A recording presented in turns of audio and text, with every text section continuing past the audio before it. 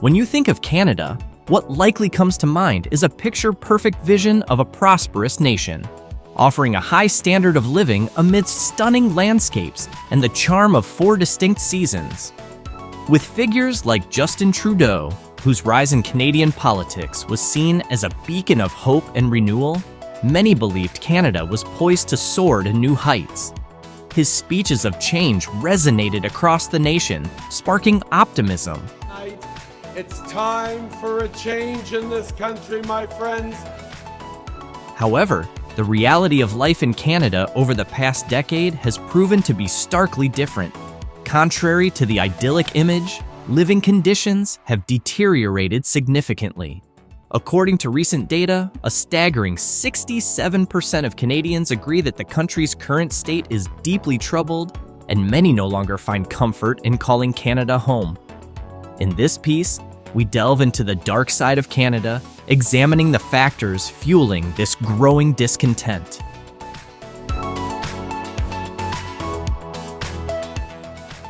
One of the most pressing issues facing Canada today is a severe housing crisis, where owning a home is a privilege few can afford, and even renting has become a daunting challenge.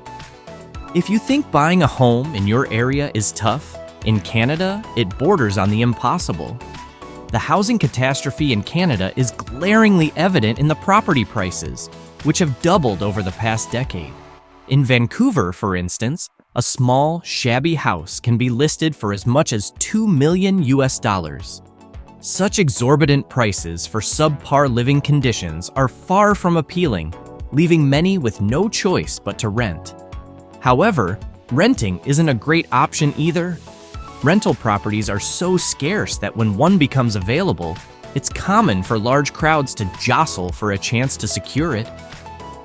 Landlords, aware of the high demand and lack of alternatives, often feel emboldened to hike up rents as they please, knowing there will always be someone desperate enough to pay. This housing disaster in Canada has roots that run deep into government policy. Building permits for new homes or apartments in densely populated cities are notoriously difficult to obtain, resulting in a severe shortage of new housing. With high demand and limited supply, it's no wonder that prices have skyrocketed. The housing crisis is further compounded by a severe mismatch between property prices and the average Canadian income. To afford a home in smaller Canadian towns, an individual would need to earn around $170,000 annually. For those eyeing a property in Vancouver, the required income soars to an astronomical $360,000. These figures are far beyond the reach of most Canadians, whose median household income is only about $70,000. As a result, owning a decent home has become an unattainable dream for the majority of the population.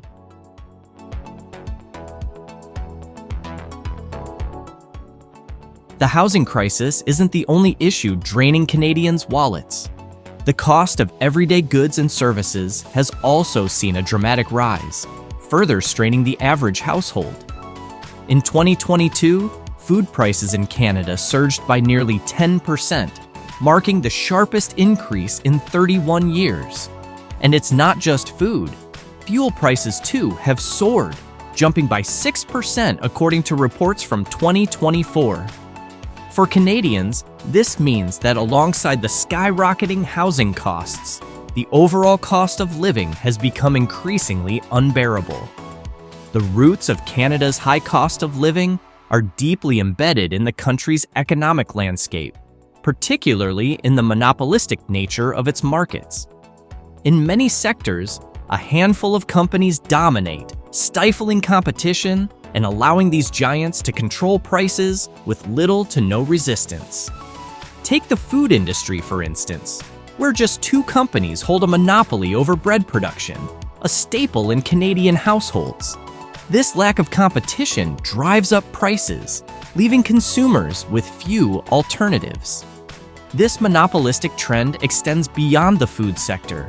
In telecommunications, for example, the recent acquisition of Shaw Communications, one of Canada's largest telecom companies, by its competitor Rogers, has raised serious concerns. With fewer players in the market, Rogers has more power to dictate the cost of cellular and internet services, often to the detriment of consumers.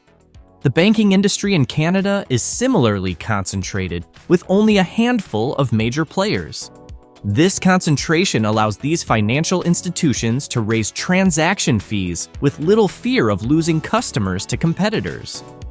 Government policies have also played a significant role in exacerbating the high cost of living. Controversial regulations, such as restrictions on opening new farms and agricultural businesses, have led to reduced food production, driving prices even higher. Canadian government decisions in recent years have not been without controversy, with the carbon tax being one of the most hotly debated. This tax has led to increased costs for fuel and home heating, essential expenses in a country with one of the highest rates of gas consumption in the world. In essence, Canada's high cost of living is the result of a perfect storm: monopolistic market practices combined with restrictive government policies that limit supply. This has left Canadians facing a future where their money doesn't stretch nearly as far as it once did.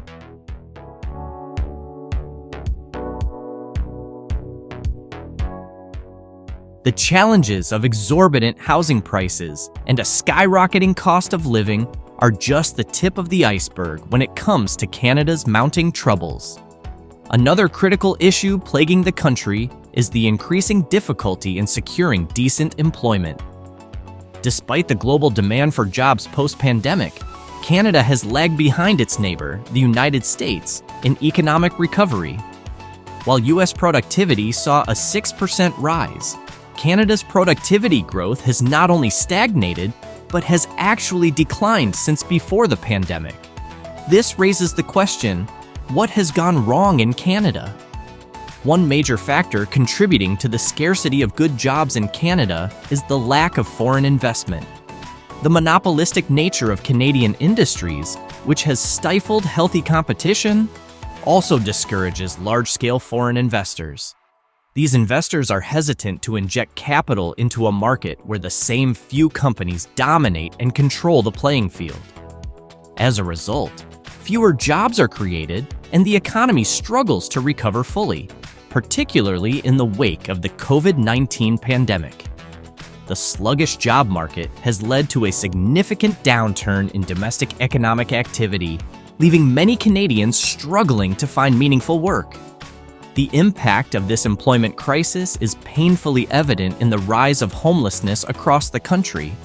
Homelessness in Canada has become a pervasive issue, with estimates suggesting that between 150,000 and 300,000 people are without a permanent home each year.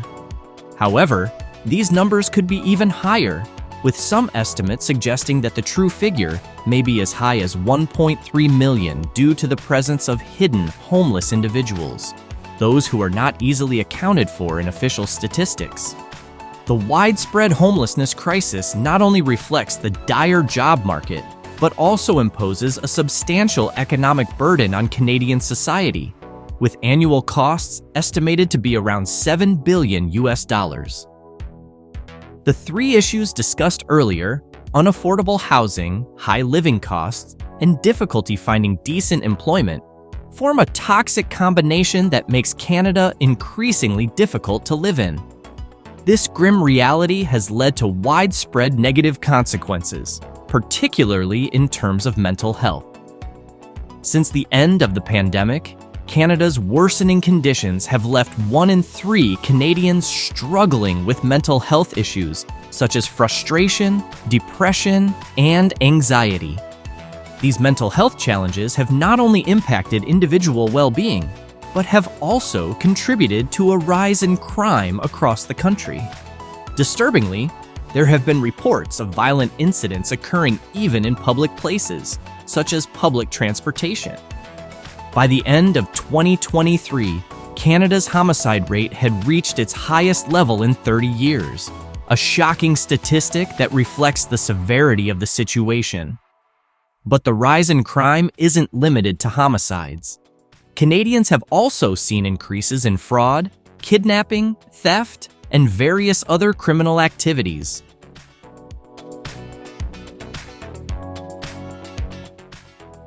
While the current hardships in Canada are daunting for many, they are particularly harrowing for Indigenous communities who have long been subjected to systemic injustices and violence.